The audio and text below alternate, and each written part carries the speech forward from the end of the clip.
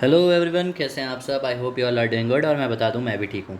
भाई, ऑडिट की स्ट्रेटजी मैं आप लोगों के लिए लेके आया हूँ। और मैं बता दूं, पहले ही स्टार्ट करने से पहले आप स्टार्टिंग में ही वीडियो बंद कर सकते हैं। मेरे मार्क्स 59 थे। एग्जामिशन नहीं थी मेरी, तो कोई बच्चे अगर सिर्फ उन्हीं की वीडियोस देखते हैं जिनके बहुत अच्छे मार्क्स आए हों या रैंकर्स हों, तो सॉरी भाई या सॉरी दीदी, जो भी आप हैं, महिला या पुरुष, कि ये वीडियो आपके लिए नहीं है। बट भाई, मेरे तो कम मार्क्स आए थे, लेकिन फर्स्ट अटेम्प्ट में आए।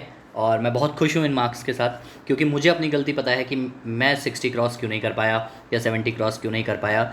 Being a theory subject lover, मेरे को अपनी गलतियाँ समझ आ गई थी जब मैंने ग्रुप वन के एग्ज़ाम्स दिए थे। उसके बाद जब मेरा रिज़ल्ट आया था, तो मेरे को कहीं ना कहीं ग्रुप टू के लिए मैंने अपने आप को जब एनालाइज़ किया था, तो मुझे समझ आया था कि क्यों मैं नहीं ला पाया इसमें एग्जामिशंस, दोनों ही सब्जेक्ट्स में, ऑडिट में भी लॉ में, दोनों में ही। हालांकि मेरे 59 मार्क्स थे, मैं बता दूं, लेकिन एग्जामिशन ना आने का रीज़न भी मेरे को समझ आया था और मैंने उसके लिए ऊपर काम किया था। और आप मानोगे कि आईडीटी और डीटी में आपने देखा 70s क्रॉस किए मैंने।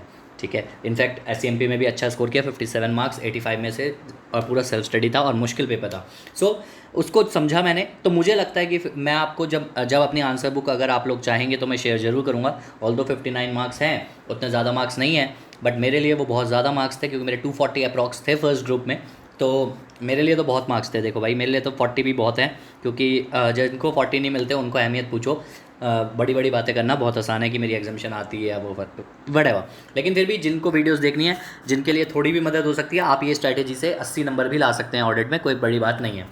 भाई, सबसे पहला डिसीजन होता है या तो आपने क्लासेस ली होंगी या सेल्फ ले ली होंगी, और अब तक आपका ये डिसीजन पूरा हो चुका होगा। क्लासेस के लिए बहुत सारे टीचर्स हैं, आपको मैं बता दूं, पंकज गर्ग सर हैं, हर्षद जाजू सर हैं, ओके। उसके अलावा सार्थक जैन सर हैं, और उसके अलावा शायद से मैं ऑडिट में अभी फ़िलहाल किसी को, मैं उतने अच्छे से बाकियों का मैं जानता नहीं हूँ। इनका मेरे को रिव्यूज़ पता है, तो मैंने इनके बारे में आपको बता दिया। मैंने पंकज सर की बुक ली थी और पंकज सर की ही क्लास ली थी, और उससे मैंने करा था, सेल्फ नहीं किया था। कुछ बच्चे सेल्फ भी करते हैं, और क्योंकि यूट्यूब पे सारी वीडियोज़ अवेलेबल हैं, तो आजकल सेल्फ करना भी ईजी होता है, कोई इशू वाली बात है नहीं। ठीक है। उसके अलावा पंकज सर की बुक जो थी, मैंने रेफ़र करी थी। अगर मैं बात करूँ तो पंकज सर की बुक से ही मैं पूरा का पूरा पढ़ा था। उसके अलावा मैं किसी चीज़ से नहीं पढ़ा था। टैक्स ऑडिट वगैरह इन्होंने बहुत सिंप्लीफाई करके दे रखा है, तो उसको मैंने बहुत अच्छे से कर लिया था। उनकी बुक्स की वजह से मेरे को बहुत अच्छे से टैक्स ऑडिट जैसे चैप्टर्स हो गए थे। ठीक है। स्टडी मटेरियल में आपकी चॉइस है, आपको कौन कौन से टॉपिक्स करने हैं। सारे टॉपिक्स करने की ज़रूरत नहीं है। देखो, अगर पंकज सर की बुक से या किसी टीचर की बुक से आपने पढ़ लिया है, तो ये बात पक्की है कि आपने जो है स्टडी मटेरियल का सारा कंटेंट कवर कर लिया, क्योंकि वो लोग स्टडी मटेरियल को ही कॉपी पेस्ट मारते हैं। बट मतलब ऑलमोस्ट सारे, ऑलमोस्ट क्या यार, ऑब्वियसली जब तुम आईसीआई का पढ़ा रहे हो तो आईसीआई के टीचर हो, तो मतलब आईसीआई के बच्चों को पढ़ा रहे हो तो वही पढ़ाओगे ना, अलग थोड़ी पढ़ाओगे। उसके बाद स्टडी मटेरियल बहुत ज़्यादातर यूज़ करते हैं जो बच्चे सेल्फ करते हैं, तो ऑब्वियसली उनका स्टडी मटेरियल कवर हो जाता है। फिर भी कुछ बच्चों को अगर स्टडी मटेरियल का कोई कोई चैप्टर का कंटेंट अच्छा लगता है, तो वो उसको भी करते हैं। लेकिन मेरे को इसका एज सच कुछ नहीं पता, क्योंकि मैंने नहीं किया था, टू बी वेरी ऑनेस्ट। क्योंकि सर की बुक में सब कुछ कवर था, तो मैं दोबारा से स्टडी मटेरियल खोल के क्यों डबल मेहनत करूँ, टाइम वेस्ट करूँ। अब अगर मैं बात करूँ तो चीज़ों को करने का तरीका क्या है भाई, सिंपल सी चीज़ मैं आपको बताता हूँ। स्टैंडर्ड्स ऑन ऑडिटिंग 30 मार्क्स के आते हैं। इसको समराइज़ करना बहुत इंपॉर्टेंट है। 1 से 2 पेज में आपका हर स्टैंडर्ड ऑडिटिंग, मतलब 1 से 2 पेज में आपका हर स्टैंडर्ड ऑडिटिंग आ जाना चाहिए। मतलब जैसे ऐसे 500 है, वो तो आपका 1 पेज 1.5 पेज में आ जाना चाहिए। तो 1 से 2 पेज या 3 पेज मैक्सिमम जो है आपका स्टैंडर्ड्स ऑन ऑडिटिंग आ जाने चाहिए, क्योंकि इसको आपको मल्टीपल टाइम्स रिवाइज करना है। क्योंकि ये जो होता है ना, ये याद नहीं रहता। खासकर ऐसे 300 की सीरीज़ जो होती है ना, वो बड़ा परेशान करती है। 300, 315, 330, ये थोड़ा परेशान करता है फाइनल में आके। ऑल्दो जिसका स्टैंडर्ड्स ऑन ऑडिटिंग आईपीसीसी में अच्छा था, उसको कोई परेशानी नहीं आएगी। यहाँ पर थोड़ी बहुत बातें एक आध एक्स्ट्रा होंगी, बाकी मोर और लेस अगर उसको अच्छे से वहाँ से आता था तो वो मैनेज कर लेगा। तो 30 मार्क्स तो उसकी जेब में है। ठीक है। तो स्टैंडर्ड्स ऑन ऑडिटिंग मेरे हिसाब से तो समराइज़ करना चाहिए। अगर आपने नहीं किया है तो मेरे ख्याल से थोड़ा सा आपको ना वो पढ़ने में आलस आता होगा, क्योंकि बहुत सारा है उसका कंटेंट। ठीक है। बाकी नहीं किया तो आपने अपना तरीका बना लिया होगा। मेरे हिसाब से समराइज़ करना बहुत ज़रूरी है स्टैंडर्ड्स ऑन ऑडिटिंग को, क्योंकि भाई मैंने तो सब अपने दोस्तों से करवाया था और हमने कर लिया था, क्योंकि सर ने भी क्लास में करवा दिया था, अगर मैं बताऊं तो। उसके बाद प्रोफेशनल एथिक्स बहुत ही अच्छे से करके जाना। 22-25 मार्क्स कई बार कवर कर लेता है भाई, बहुत ही तगड़ा टॉपिक है। ठीक है। प्रोफेशनल एथिक्स सबसे ईजी होते हुए सबसे ज़्यादा मार्क्स कवर करता है। इसको लिखने का तरीका मैं आपके साथ आंसर बुक शेयर करूँगा बिल्कुल अच्छे से, कि कई बच्चों को ये है कि भ्रम है कि इस पूरा डिट्टो रटने पर ही आईसीए मार्क्स देता है। तो मैं आपको बता दूँ, इसमें मुझे 5 मार्क्स का क्वेश्चन था, 4 मिले थे। वो 1 मार्क्स इसलिए कटे थे क्योंकि मैं कंक्लूजन में एक लाइन लिखना मिस कर गया था, जो मुझे बाद में याद आ गया था। ठीक है। लेकिन 4 मार्क्स मिले थे, और मैं आपको दिखा दूंगा कि लैंग्वेज मैंने किस तरीके से यूज़ यूज़ करी थी। भाई इसको छोड़ के मत जाना, ये बहुत ही आसान है और बहुत ही अच्छे से कवर करके जाना इन दोनों को। तो उसके बाद कंपनी ऑडिट में मैं आपको बता दूं सेक्शंस याद रखने की ज़रूरत नहीं है ज़्यादा सेक्शंस के चक्कर में, और सेक्शन के जो सब सेक्शंस होते हैं उनको गलत मेंशन मत करना। अगर नहीं आता हो तो एज पर द प्रोविजंस लिख देना। अगर सेक्शन लिखे होंगे तो मार्क्स नहीं मिलेंगे, लेकिन सेक्शन अगर गलत लिखा होगा तो मार्क्स कटेंगे, ये बात याद रखना। रेगुलेशन को प्रॉपर्ली याद रखने की कोशिश मत करना। याद हो जाते हैं वेल एंड गुड, नहीं होते हैं ज़बरदस्ती हीरो बनने के चक्कर में कुछ भी लिख के मत आना। बार बार बोल रहा हूँ, मेरे मार्क्स कटे थे इसलिए मेरी एग्जामिशन नहीं आई थी। मैंने 19 को 20 लिख दिया था, मुझे दिख रहा था कि उसने ऊपर ही वो चिढ़ गया था और उसने मार्क्स काटने शुरू कर दिए थे उस क्वेश्चन में। अगर मैंने ठीक लिखा होता तो मुझे पूरी उम्मीद थी कि उन क्वेश्चंस में मुझे फुल मिलते और मैं एग्जामिशन आती। तो यही छोटी छोटी गलतियां मैंने ध्यान दी है। जो लोग बोलते भी हैं ये सबको पता है, लेकिन फिर भी हमारे अंदर ना चुल होती है कि नहीं मुझे तो याद है यार, तो 19 ही होगा 19 ही होगा, लिख देता हूँ। तो ये गलती मत करना जब तक 100% श्योर ना हो। कंपनी ऑडिट में जो ऑडिटर्स के अपॉइंटमेंट वाला पार्ट है वो अच्छे से करके जाना भाइयों।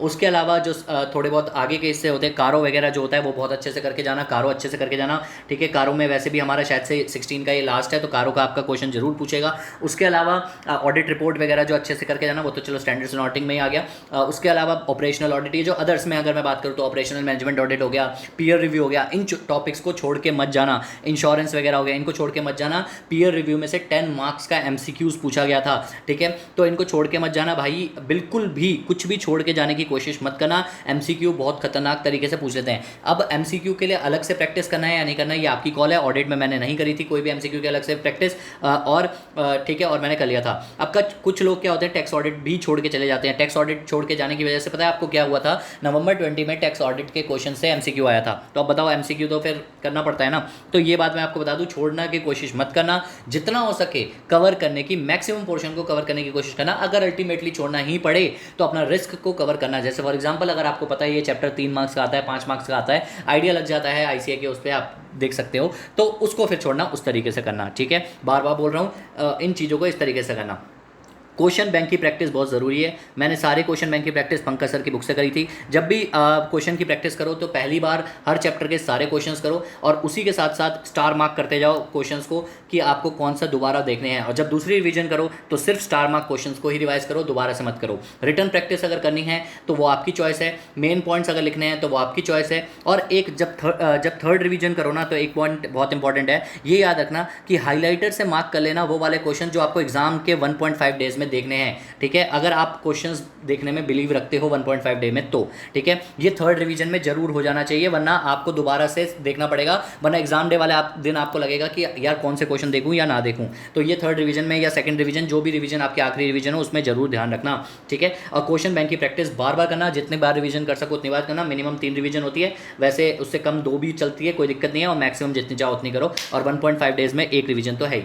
बाकी बहुत जल्दी मैं 1.5 डे में कैसे पढ़ना चाहिए उसकी वीडियो भी आप लोगों के लिए ले आऊँगा, उसका कोई इशू नहीं है, ठीक है। वो एक मेन दिन होता है, ठीक है। तो क्वेश्चन बैंक की प्रैक्टिस का मैंने आपको आइडिया दे दिया, इस तरीके से करना है। और अच्छे अच्छे क्वेश्चन सारे मैंने पंकज सर की बुक से देखा था, ICA का मटेरियल उसके अंदर कवर था। मेक श्योर ICA का मटेरियल कवर होना चाहिए। हर वीडियो में मैं आपको हर बार बोलता हूँ, बहुत अच्छे अच्छे क्वेश्चन ICA ने डाले हैं, ठीक है। मैंने आप नीचे भी ये बात लिखी है कि मल्टीपल रिवीजन करो, जो स्टार मार्क क्वेश्चन है उनकी, ठीक है। RTP 2 अटैम्प्ट की तो मिनिमम करके जाना, मैक्सिमम आप जितने अटैम्प्ट की करना चाहो, बच्चे कर लेते हैं 3-4 अटैम्प्ट 5 अटैम्प्ट की, वो आपकी मर्जी है, कोई दिक्कत नहीं है। देखो पढ़ने को तो आप पिछले 50 साल का डाटा पढ़ लो, अगर कॉन्सेप्चुअल अंडरस्टैंडिंग नहीं है तो मार खाओगे। तो ये बात मैं आपको बता दूं कि जितना कोशिश को BCom की तरह मत बनाना चाहिए को, बहुत ही सिंपल रखना कि मेरे को कॉन्सेप्ट समझ आते हैं, मुझे मतलब समझ आता है चीज़ों का, मुझे लिखना आता है, मेरे को अंडरस्टैंडिंग आती है, मुझे लैंग्वेज फ्रेम करनी आती है, तो मैं जीत जाऊंगा मैच, कोई दिक्कत नहीं है, ऐसा कुछ, ठीक है। MTP अपने अटैम्प्ट की जरूर करेगा, उसकी कोई दिक्कत नहीं है। और हाँ, एक खास बात मैं इसके अंदर जरूर डाल रहा हूँ कि जुलाई 2021 में मैंने सुना है कि बहुत धांसू पेपर आया था,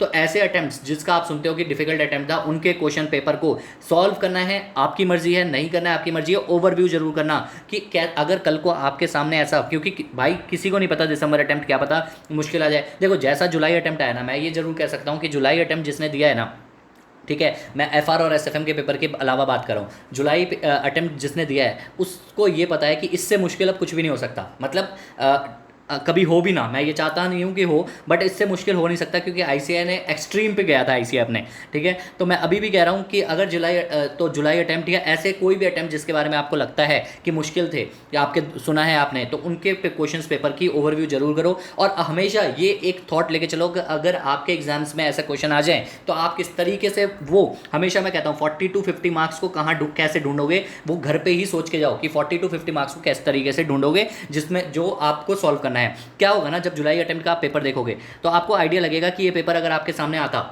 ठीक है, अगर आपने अब तक नहीं देखा होगा या कोई भी अटेम्प्ट का, तो आपको किस, तो घर पे ही आपको ये सोचना है कि आप किस तरीके से पास होते। बच्चे उसमें भी पास हुए हैं अच्छा स्कोर करके, देखो ठीक है, तो आपको बस अब उस टाइम जो हुआ उसको भूल जाते हैं। जो अभी अगर है तो आपको ये सोचना है घर पे बैठ के कि भाई अगर मैं उस टाइम पेपर में होता या मैं पेपर में थी भी, ठीक है, और अनफॉर्चुनेटली मेरा क्लियर नहीं हुआ, बट अगर मैं घर पे बैठी हूँ आप काम माइंड से सोचती हूँ कि क्या इसमें 40-50 मार्क्स का ऐसा पेपर है कि जो मैं कर सकती थी। और आप बिलीव नहीं करोगे, हर पेपर में ऐसा होता है, बस आपको ढूंढने वाली आंखें चाहिए होती हैं और बहुत ध्यान से उसको देखना होता है। बस ये होता है एग्जाम का प्रेशर ऐसा होता है, नो डाउट बहुत तगड़ा प्रेशर है, बहुत टफ कंपटीशन है, 10 to 12% रिजल्ट रहना है, बट आपके लिए आपको वो सब नहीं सोचना है, जो होगा देखी जाएगी, ये सोच अप्रोच रखनी है, जो आपके हाथ में है सिर्फ उस पर फोकस करना है। 40 to 50% जो है आपको जरूर पेपर मिलेगा। और आपको जब भी ओवरव्यू करो तो इस तरीके से करना कि अगर आपके अटेम्प्ट में ऐसा पेपर आ जाए तो आप किस तरीके से ढूंढोगे। अगर घर पे इसकी मेहनत करके चले गए ना तो वहाँ पर थोड़ा ईजी हो जाएगा। मैंने बहुत ही बेस्ट चीज़ आपको बताई है, अपने आप को इवेल्युएट करो, अपनी स्ट्रेंथ्स को पहचानो। स्ट्रेंथ का पहचानने का मतलब स्टैंडर्ड ऑन एडिटिंग में कौन कौन से स्टैंडर्ड अच्छे हैं,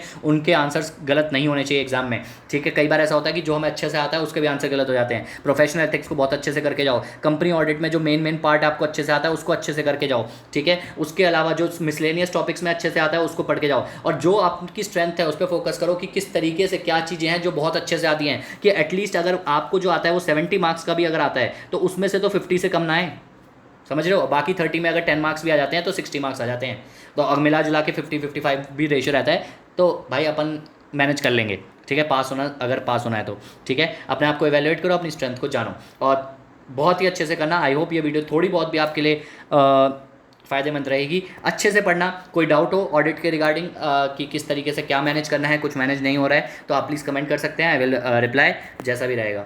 ठीक है, बाय, शब खैर, all the best, take care of yourself and your family.